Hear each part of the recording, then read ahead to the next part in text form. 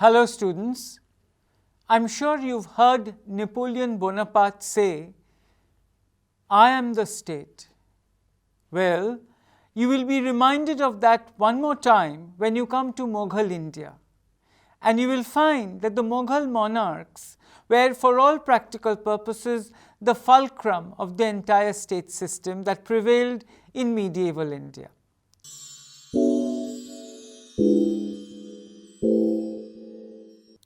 To understand this tradition of kingship, let us go back to the views that traveled to India from the time of the Turks. In Mughal theory of kingship, you can see a number of traditions, the Turkish, the Mongol, and the Timurid. The Turkish tradition was the source of the idea of leadership, inhering in a single family, and the family was greatly emphasized. The head of the family took all the decisions over matters both important and ordinary, regarding the welfare of family members, as also with regard to the sharing of booty. From the Mongol tradition came the idea of leadership as an expression of divinity. It was Genghis Khan's claim that he had been endowed with the light of guidance, and this endowment not only legitimized his rule, but also accounted for his success. He was therefore considered to be the son of light. God bestowed such divine favors only to a chosen few, and they were therefore the chosen ones of God. Genghis Khan never claimed to have descended from God, nor having the divinity of God in his person. Rather, he had been marked out by God for greater things and was not to be worshipped as God himself. And finally, you have the Timurid tradition, which highlighted the similarity between the kingdom of God and the empire on earth. Just as there is one God ruling the world, so also there is one king ruling the empire. And this view essentially focused on the concept of undivided power. The king ought to emulate the ways of God, so just as God rewarded merit, so also must the king. You will find that all these traditions traveled to India through the Mughals. They were brought to India by Babur, and Babur did not have much time to elaborate on the theory, but parts of it were definitely put into practice, especially with regard to the sharing of the spoils. Babur proclaimed himself the Ghazi, and like his predecessors, had the Qutub read in his own name. He was not the combined head of the church and the state, because he changed his title from Amir to Padshah. Some have erroneously supposed that Babur changed the theory of kingship. But not really. You know why? Because there is no essential difference between a king and an emperor. The two terms merely indicate the difference in the extent of territory ruled over. Babur, by calling himself Padshah, indicated that he was the overlord and not a mere Amir or Mirza. But you must notice, students, a basic difference between kingship as conceived in Sultanate India and during the time of the Mughals. During the time of the Sultanate, several of the Turko-Afghan kings were adorned with the insignia of sovereignty by the caliphs. But when we look at Mughal India, we find that the Mughal emperors were far more independent of the caliph and did not desire either confirmation or sanctification of their authority by the caliphs. So how does Babur and Sher Shah highlight the concept of kingship? Though Babur himself declared that kingship is not a form of partnership, by dividing the newly conquered territory among his sons, he put into place the tradition of fighting for the kingdom that was subsequently followed. His sons received, of course, a bigger share by virtue of being his sons, but all those of his companions who shared his misfortunes were also suitably rewarded once he became the ruler. This did not obviously involve any alteration in the theory of kingship. Under Sher Shah, we find that the state partially emerged from the shackles of religious bias as the overwhelming, or at least the dominating, motivation of the ruler, inasmuch as a more liberal policy towards the Hindu subjects was adopted. But it was really Akbar who broadened the notion of kingship. The liberation from religious domination was not complete even during the time of Sher Shah, for the jizya continued to be levied. It was only when the jizya was abolished by Akbar that the basis of government was altered for the first time. It implied that the emperor had equal obligations to all his subjects, irrespective of their religious affiliations and practices, and that he exercised undifferentiated sovereignty over them. He was king to all. And Abul Fazl goes beyond the Sultanate perception of kingship. The Sultanate theory of kingship viewed the ruler as intermediate between the messenger of God and the deputy of the Prophet, that is the Caliph, on the one hand, and the Umrah on the other. The Sultan's authority was conditional upon the satisfactory performance as the Amir al-Mu'minin, that is, leader of the faithful in defense and promotion of his faith. Abul Fazl, however, was categorical that a ruler endowed with divine light need not function as an intermediary. The Badshah, therefore, was a repository of absolute power, and the people were bound to obey his orders. The Mughal emperors, we see, also adopted the title of Khalifa from the time of Akbar, which in a way symbolized the high noon of Mughal rule in India.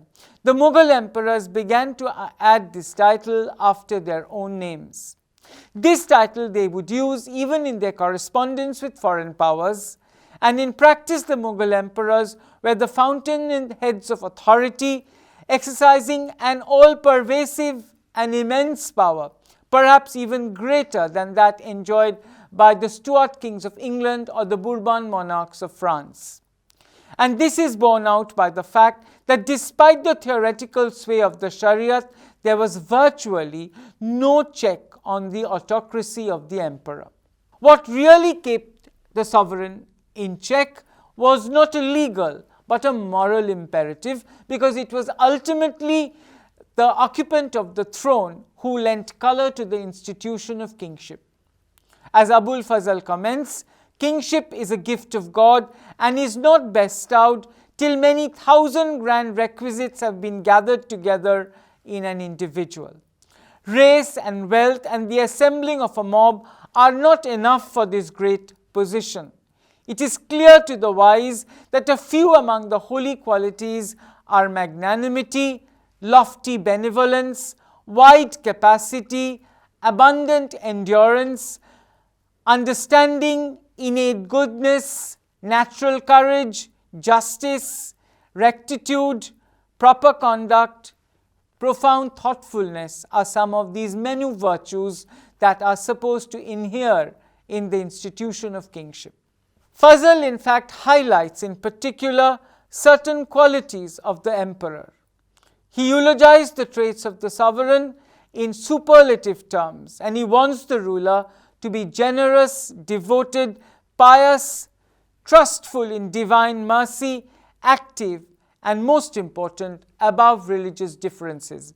He reminded again and again that the emperor was not to be mother to some subjects and a stepmother to others. In short, he was to be a shadow of God. And the mark of a true king, according to Fazl, are the ones that represent virtues as manifested in the person of Emperor Akbar. So even though there were many kings and several of them also did good work, the true mark of the just king chosen by God was that his works would stand the test of time. Echoing earlier writers like Farabi and Ghazali, Fazl emphasized the need for kingship in order to maintain stability and order in the realm. A true king was one who committed himself to the removal of oppression and the good and welfare of the people. The king was himself unattached to the material world, but was aware of the attachment that existed among most human beings. So the king must have a discerning eye. Abul Fazl was of the view that there were 4 types of individuals: sagacious, the man of good intentions, the simpleton, and of course the inconsiderate man. The true king was one who had a discerning eye for such qualities and either incorporates them into the functioning of the state or keeps them at a distance depending upon the situation. Abul Fazl underlined the close relationship between the king, the state, and the government.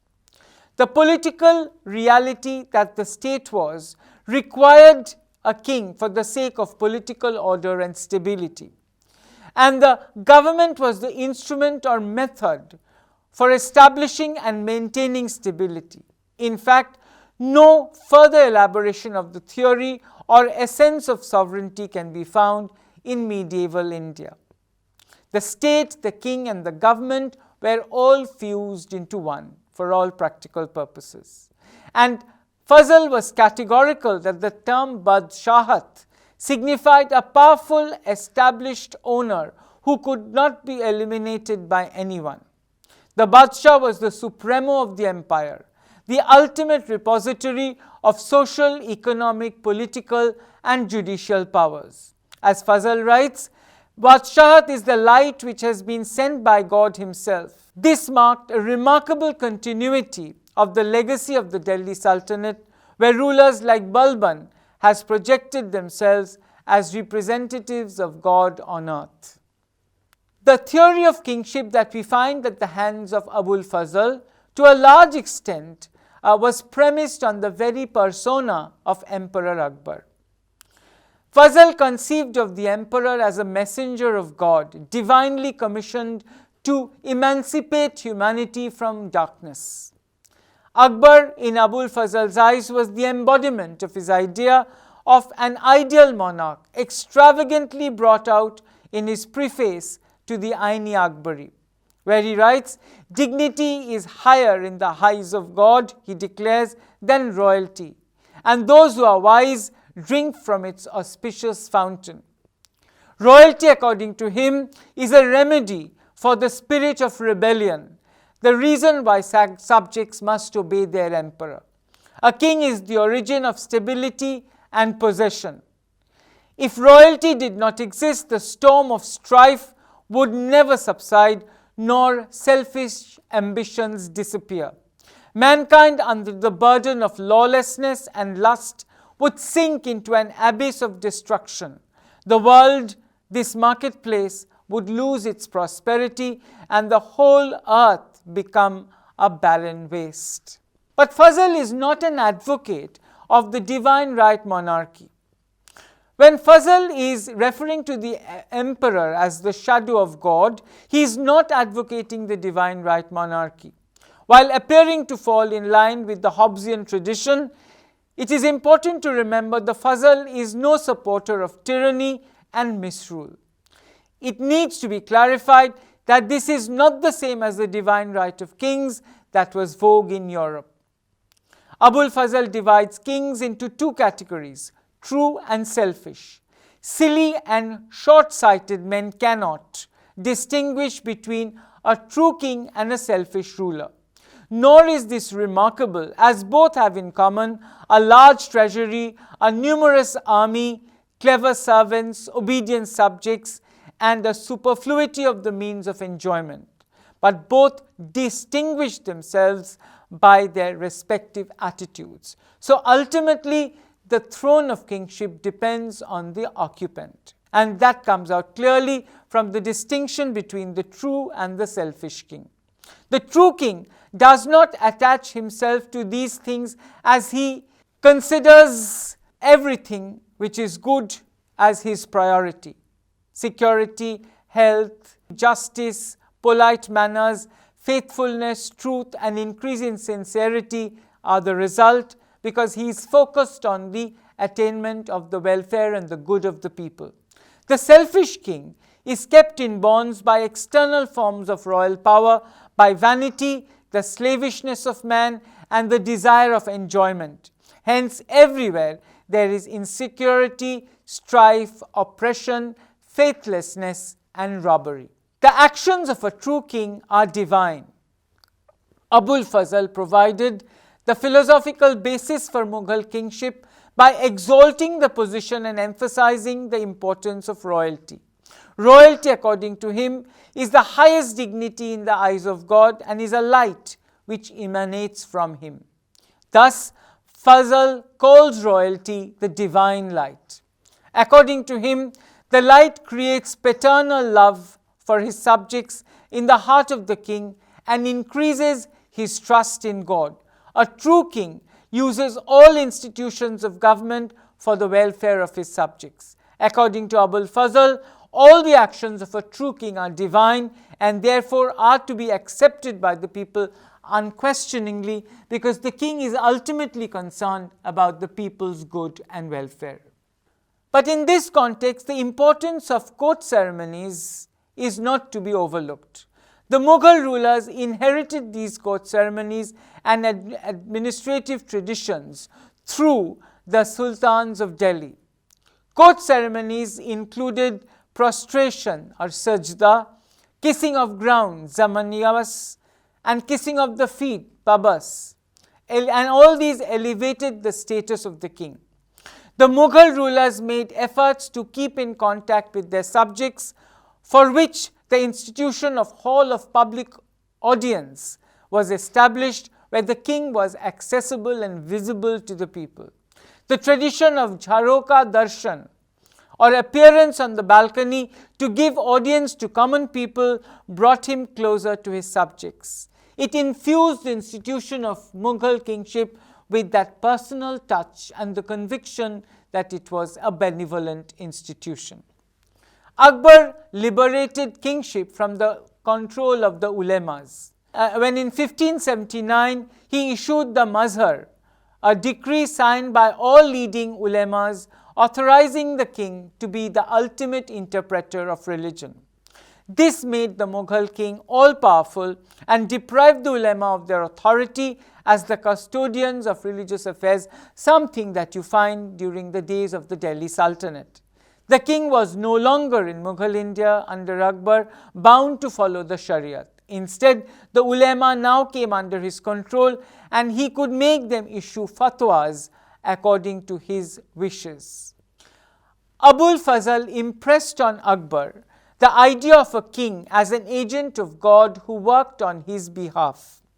Sovereignty was a divine light which gradually overwhelmed and eclipsed the traditional concept of the king as the mere shadow of God. In order to realize the noble objectives of true kingship, it was necessary to combine both religious and secular authority in the same sovereign. So, sovereignty undergoes a new connotation in Mughal India, particularly in Akbar's Mughal India. So long as these two powers are kept separate, Fazl states, there was strife and confusion among the children of Noah, that is, mankind. Under Akbar, the spiritual and the temporal powers were sought to be combined. Obviously, this kind of understanding of kingship had very positive implications. They were brought out very clearly in the preface of Abul Fazl's work. He says, in his wisdom, the king will understand the spirit of the age and shape his conduct accordingly. He will not be fit for the royal dignity if he does regard all conditions of humanity and sects of religion with the single eye of favor, and if he is mother to some of his subjects and a stepmother to some of the others. In fact, Fazl clarifies that the emperor discriminated on the basis of caste, religion and class. If he did that, he would not be considered to be a good king. The emperor is expected to have a paternal love towards all subjects, a large heart, daily increasing trust in God, prayer and devotion. And he makes wrath the tyrant, pay homage to wisdom, so that blind rage may not get the upper hand and inconsiderateness overstep the proper limits. He is not content with not committing violence, but he must see that no injustice is done within his realm. So, violence, of course, may be used by the emperor, but on the basis of pragmatism and rationality. So, Akbar was a king to all his subjects. He declared himself so, irrespective of their religion, caste, and creed. The result was the development of a cosmopolitan culture and a composite culture which integrated all subjects socially and culturally. Abul Fazl's idea of statesmanship implied being continually attentive to the health of the body politic and applying remedies to the several diseases thereof.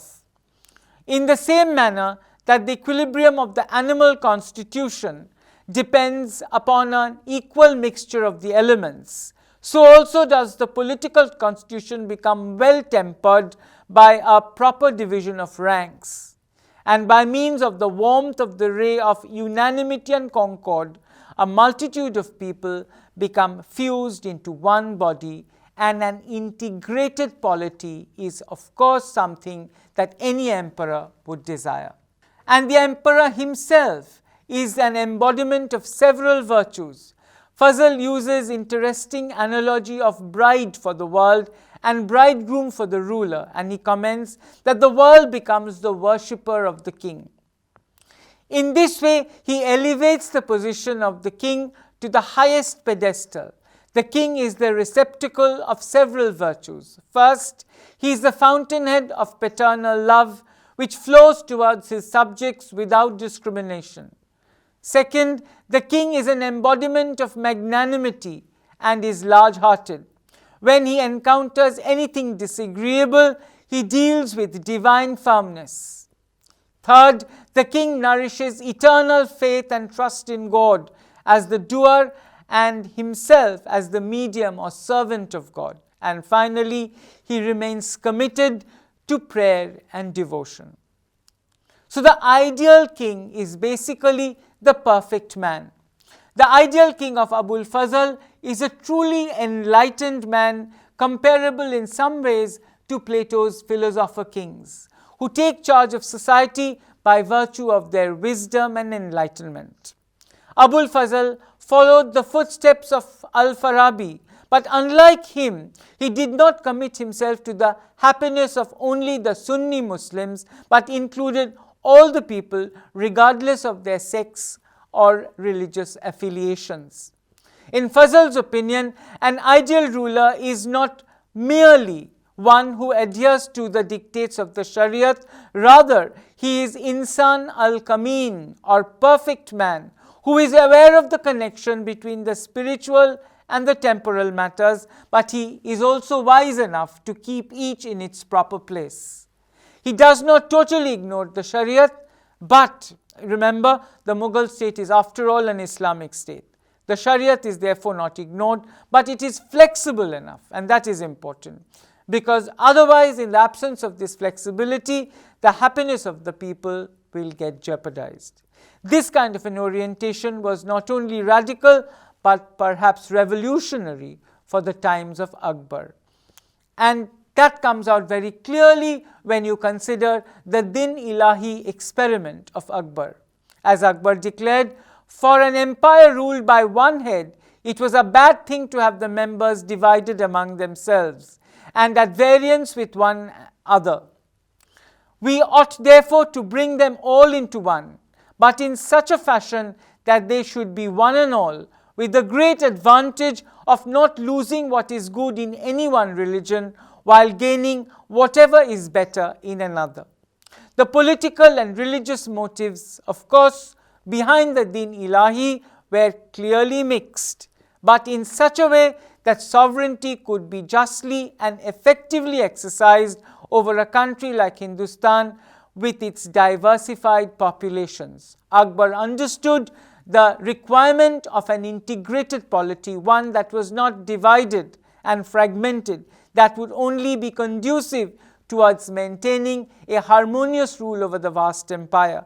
And that is why what emerges is a liberal, even if not a secular state.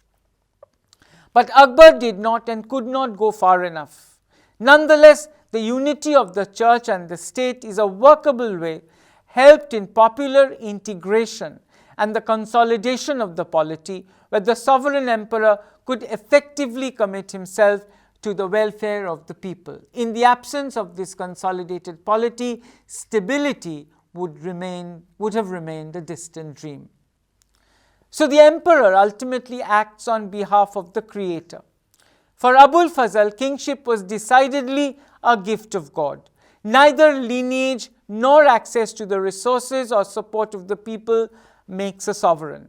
The ideal ruler must possess qualities like magnanimity and benevolence, endurance and understanding, graciousness and courage, rectitude and justice, sagacity and wisdom. If the king is not sufficiently wise to overpower his desires, he is unbecoming of the lofty office of Badshah. Elaborating concept of Jahanbani or world rule, Fazl says that the emperor acts as the guardian on behalf of the creator, who bestows sovereign authority on the emperor to enable him to preserve or restore peace and stability in the empire. Evidently, this is not an authority that is meant to be abused, but exercised with the utmost caution. And that is why the need for a pious and devout king. The emperor, at the same time, must build the military strength. A great fire cannot be doused by a little water, and evildoers and mischief makers are undone by their own wicked misdeeds. That is why Fazl endorses military expansion and action as inevitable for uprooting all dissension and opposition to whatever might threaten the stability of the empire. For this reason, it is not enough for the emperor to be virtuous. He must also have a powerful military at his disposal to deal with the recalcitrant and rebellious elements.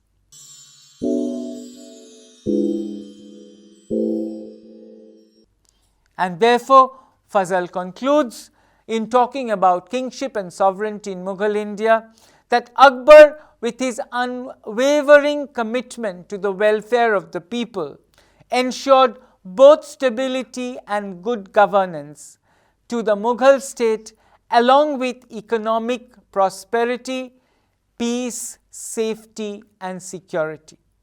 Fazl thus provided a moral justification for Akbar's policy of imperialist expansion. And that is why Mughal India achieved the kind of greatness that we read about even to this day. Thank you.